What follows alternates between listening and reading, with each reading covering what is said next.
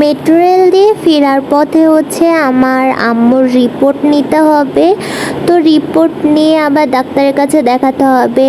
আর আমাদের টাইমটা একটু দেরি হয়ে যাচ্ছিল, আমাদের ট্রেন দেরিতে ছিল এই জন্য। তারপর হচ্ছে আমরা চলে যাওয়ার পরে একটা সমস্যা হয়ে যায়, সেটা হচ্ছে আমরা সিএনজি পাচ্ছিলাম না।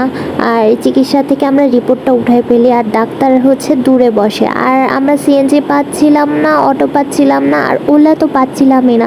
আর দেখছি যে এখানে অটোগুলোর জন্য হচ্ছে লম্বা একটা লাইন। পরে অগত্যপরে লাইনেই দাঁড়িয়ে থাকতে হলো।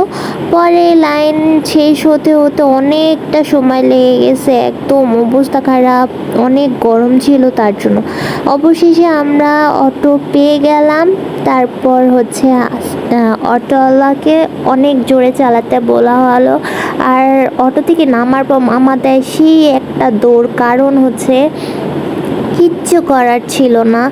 আর এ জায়গায় হচ্ছে হিন্দুদের কিছু একটা হচ্ছিল, বিয়ে শাদি টেনে নেওয়া যাচ্ছিল। মামা দিছে এক দৌড়, দেখাই যাচ্ছে না। আর আম্মুর গতি।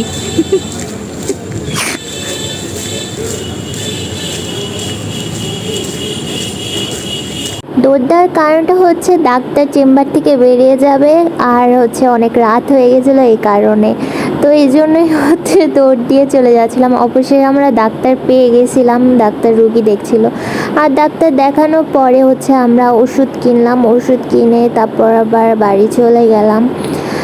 তো আজকের জন্য এই পর্যন্ত। ভালো থাকবেন, সুস্থ থাকবেন, আল্লাহ হাফেজ।